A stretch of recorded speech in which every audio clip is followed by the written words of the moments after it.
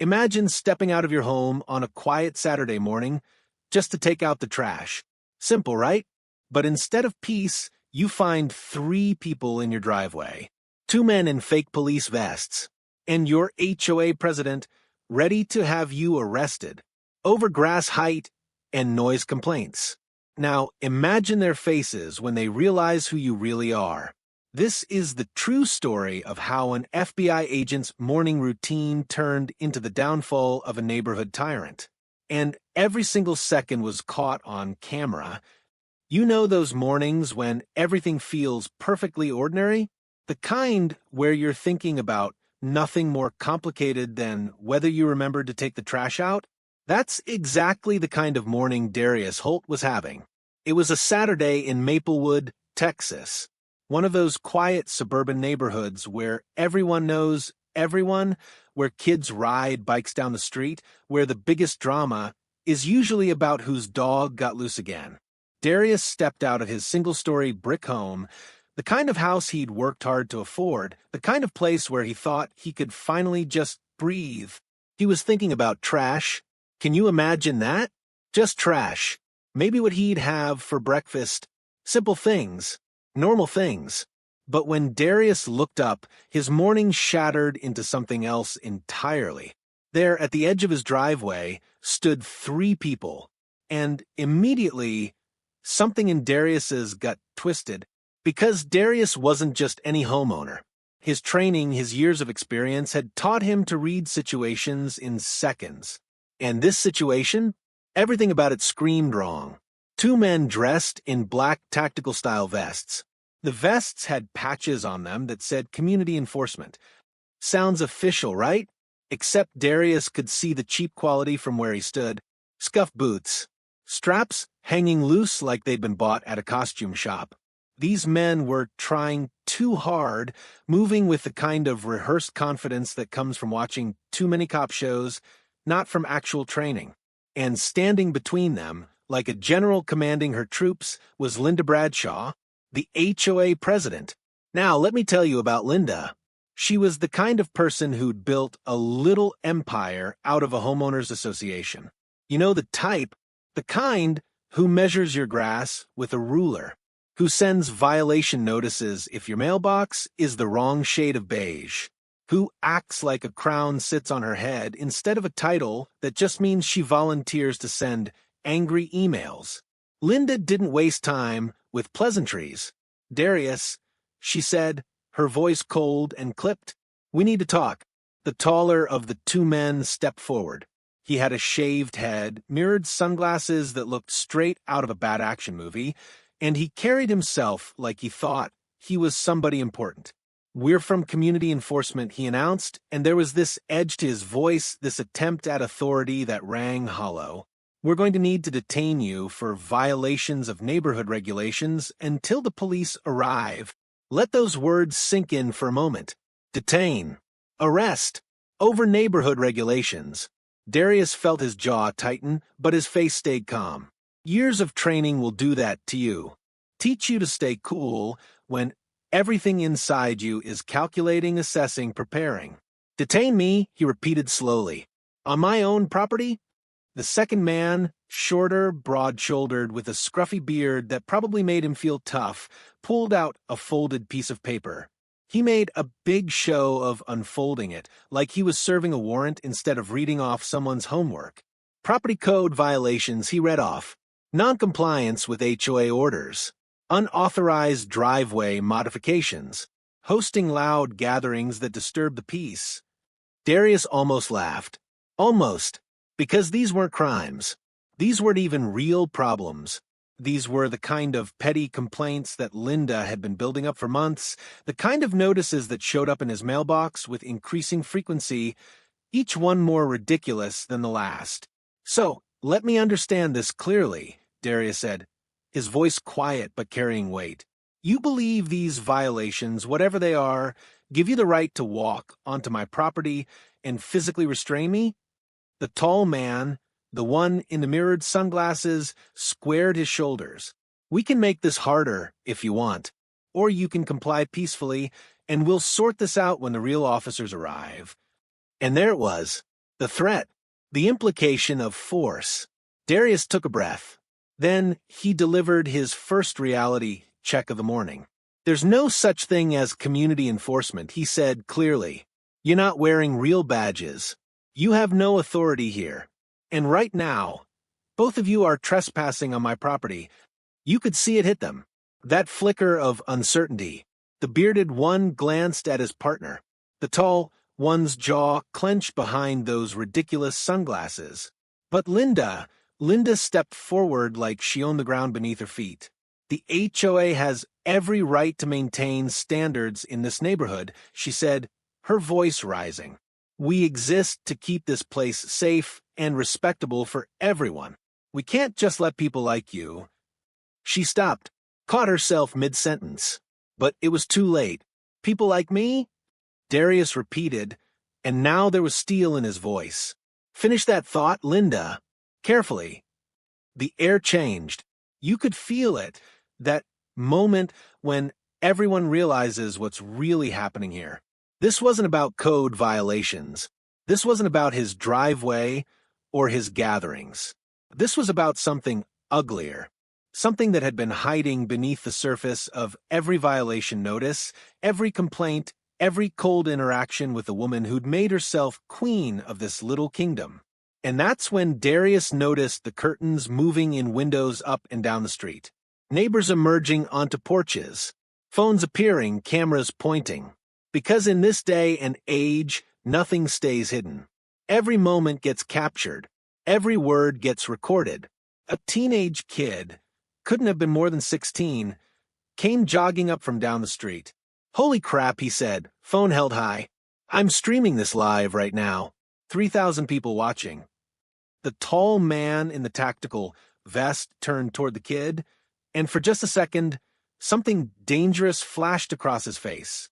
He took a step toward the teenager. That's when everything in Darius shifted.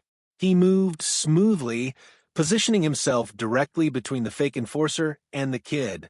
You don't want to do that, Darius said quietly, but his voice carried a promise. You take one step toward that kid, and this ends right now. The man froze, because even through his ego, even through his cheap vest and fake authority, something in Darius's presence made him stop. Linda's voice cut through the tension. This is exactly what I'm talking about. This attitude, this refusal to respect the community standards that we built. Someone called out from the growing crowd. You mean you, Linda? This is harassment, another neighbor shouted. And just like that, the power began to shift. The people who'd once feared Linda's violation notices, who'd tiptoed around her rules and worried about her disapproval, they were finding their voices. But Linda, she'd gone too far to turn back now. Her face was flushed, her hands were shaking, and you could see it in her eyes. She wasn't going to back down. She'd brought these men here for a reason. She'd planned this confrontation, and she was going to see it through no matter what. The bearded man leaned toward his partner and whispered urgently, maybe we should go. This is getting out of hand. But the tall one, his ego bruised and his authority challenged, shook his head, and then he reached into his pocket and pulled out a pair of handcuffs. Cheap metal ones, the kind you could buy at any store. You're under neighborhood arrest, he declared. And that's when everyone realized this morning was about to become something none of them would ever forget. Let me tell you something about power. Real power doesn't need to announce itself. It doesn't need cheap tactical vests or handcuffs bought from a hardware store. Real power is quiet. It's confident. It knows exactly what it is. And standing there in his driveway, watching a man pull out handcuffs like they meant something, Darius Holt understood the difference better than anyone. The neighborhood had come alive now. What started as a few curious neighbors peeking through curtains had turned into something bigger. Doors were opening, people were stepping out onto their lawns, and every single one of them had their phones out, cameras rolling, capturing every moment of this absurd confrontation. Caleb Turner, that 16-year-old kid with his phone held high, was narrating the whole thing to his live stream. Okay, guys, this is insane. The HOA president literally brought fake cops to this man's house. Look at those vests. Those aren't real. And now they're trying to arrest him? Over what, his grass being too long? The comments on his stream were exploding. Thousands of viewers, now tens of thousands, watching this small-town drama unfold in real time. Because this wasn't just about Maplewood anymore. This was about every person who'd ever felt powerless against some petty authority. Every person who'd been bullied by someone with a title and a clipboard. The tall man with the mirrored sunglasses, the one holding the handcuffs, glared at Caleb. "You need to shut that off. Now." "Or what?" Caleb shot back, and you could hear the teenager's voice crack, just slightly. Because he was scared. Of course he was scared. But he was also brave enough to keep that camera rolling. The man took another step toward Caleb, and Darius moved. It was smooth, effortless. One moment he was standing by his door, the next he was between the fake enforcer and the kid, and something about the way he moved made everyone stop. There was no wasted motion, no hesitation, just pure, practiced precision. "I already warned you once," Darius said, his voice low and steady. "You do not want to touch that kid. You don't even want to think about touching that kid." The man in the sunglasses stopped dead, because even through his ego, even through whatever fantasy he'd been living in his head, he could sense that Darius was different, that this wasn't some ordinary homeowner he could intimidate. "Greg, maybe we should listen to him," the bearded man muttered, his nervousness showing now. But Linda stepped forward, her face flushed red with anger and something else. Desperation, maybe, because she'd gone too far to turn back. She'd orchestrated this whole thing, brought these men here, made her play for dominance. And if it fell apart now, if she backed down in front of all these cameras, all these neighbors who'd feared her for so long, her power would evaporate like morning dew. "No," Linda said sharply. "No, we're not backing down. This man has shown nothing but disrespect for the rules that hold this community together. Rules that we built. Standards that we maintain. And I am sick and tired of his kind coming in here and bending everything to suit themselves." The crowd went silent. "His kind," someone repeated, and the disgust in their voice was clear. "Linda, what the hell are you talking about?" Another neighbor called out. Mrs. Chun from 3 houses down, a woman who'd lived in Maplewood for 20 years. "What kind? You mean black homeowners? Is that what this is really about?" And there it was, the thing everyone had felt, but nobody had said out loud. The real reason behind the violation notices that seemed to target certain houses more than others. The real reason behind Linda's obsession with Darius's property when there were a dozen other homes with similar or worse violations that she ignored. That's not what I meant," Linda stammered, but her face told the truth. "Yeah, it is," called out Mr. Rodriguez, who'd been quiet up until now. "We've all seen it, Linda. Some of us have just been too afraid to say anything." The power was shifting. You could feel it in the air, like a tide turning. All those people who'd cowered under Linda's authority, who'd paid their fines and fixed their violations and walked on eggshells, they were seeing her clearly for the first time. And what they saw wasn't strength. It was smallness, cruelty, the kind of petty tyranny that thrives in silence and dies in the light. Darius watched it all with that same calm expression, but inside his mind was working. He dealt with people like Linda before. People who grabbed whatever little power they could find and wielded it like a weapon. People who hid their prejudices behind rules and regulations. Who convinced themselves they were maintaining standards when really they were just feeding their own fears and hatred. "You know what I think?" Darius said, his voice cutting through the murmur of the crowd. "I think you've been waiting for an excuse. Any excuse. And when you couldn't find a real one, you decided to create one. I don't have to explain myself to you," Linda snapped, but her voice was shaking now. "No," Darius agreed, "but you're going to have to explain yourself to them." He gestured to the crowd, and to the police. The real police. Because what you've done here today isn't just abuse of your HOA position. It's a crime. Greg, the tall man in the sunglasses, shifted uncomfortably. His partner, the bearded one, was practically vibrating with anxiety. Linda, he said, urgently, maybe we should just go. This wasn't what you told us. You said it was just going to be a simple conversation. You said, shut up, Mark, Linda hissed. But Mark wasn't shutting up anymore. You never told us he'd be like this. You made it sound like he was some troublemaker who'd back down if we just showed up in uniform. You never said anything about, I said shut up. Linda's composure was cracking completely now, her carefully maintained facade crumbling in front of everyone. Greg was different. You could see it in the set of his jaw, the way his hands tightened around those handcuffs. He'd committed to this performance, and his pride wouldn't let him walk away. Not in front of all these cameras. Not in front of this crowd. We're doing this, Greg said firmly. We came here to enforce neighborhood regulations, and that's what we're going to do. With what authority? Darius asked, and his voice was almost gentle now, like he was explaining something to a child. You're not police officers.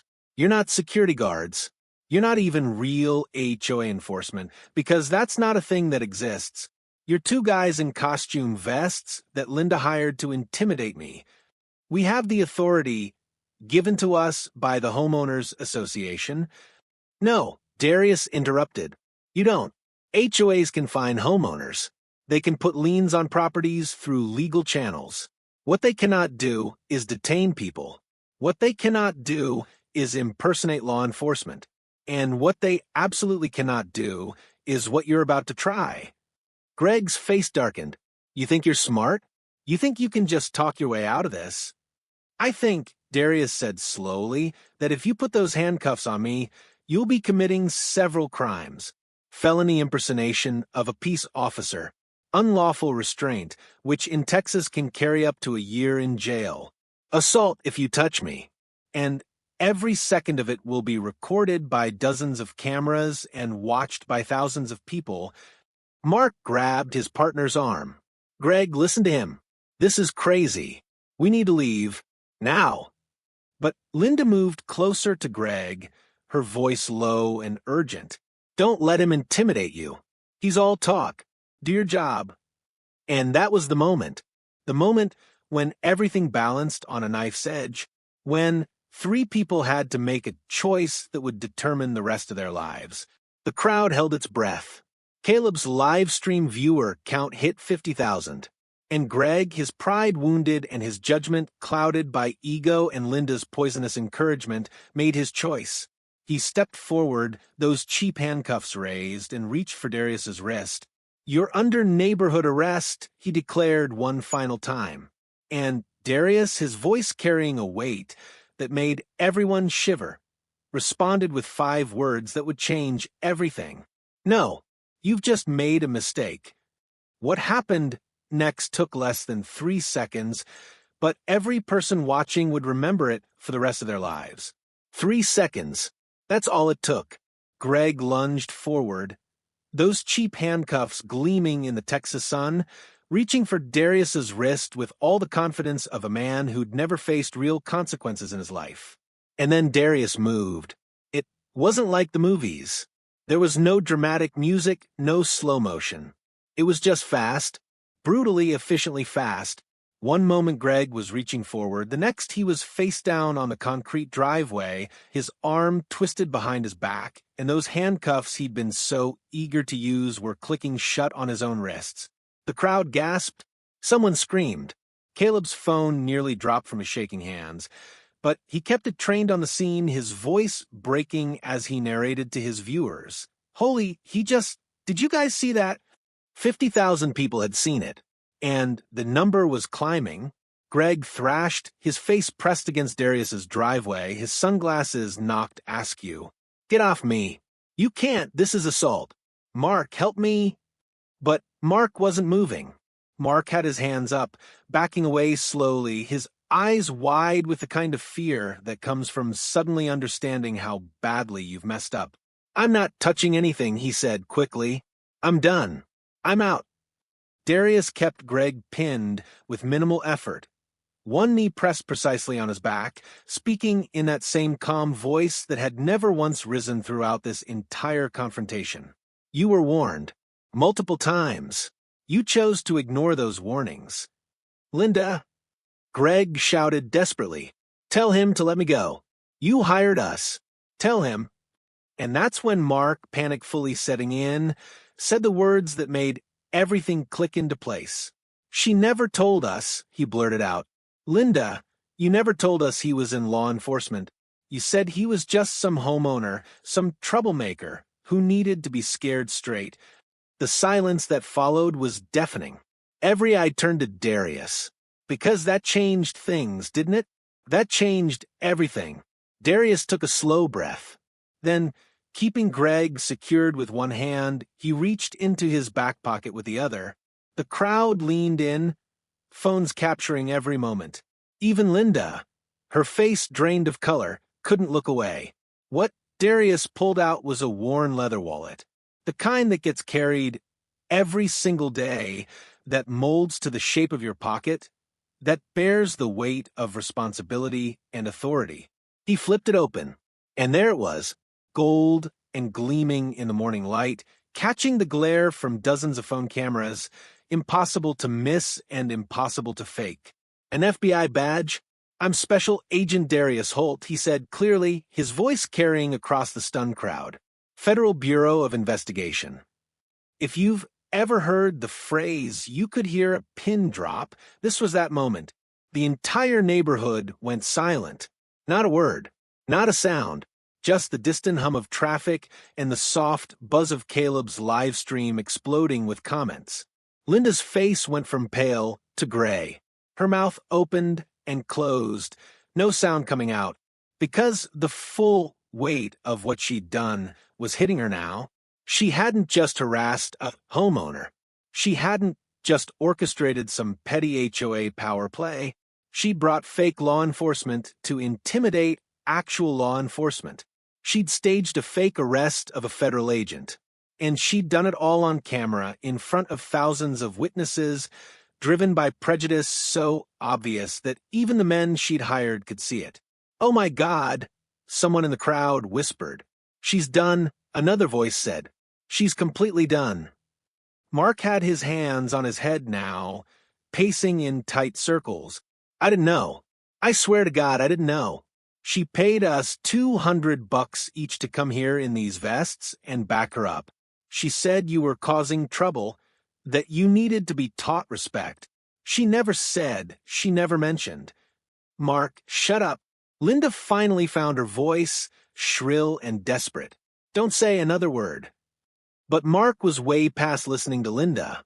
"We're just guys she found on some Facebook group.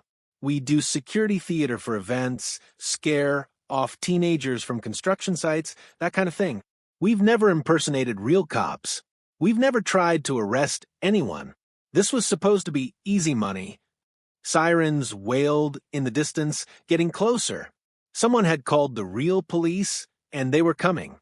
Darius shifted his weight, maintaining control of Greg, who had stopped struggling, the fight draining out of him as reality set in.